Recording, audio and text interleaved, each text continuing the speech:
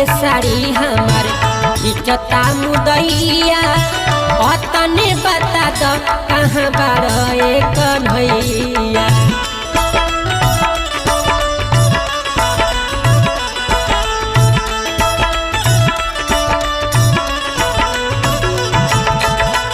सभा बीचे साड़ी हमार खिंचता मुदैया तने बता दो कहाँ बारे कन्हैया।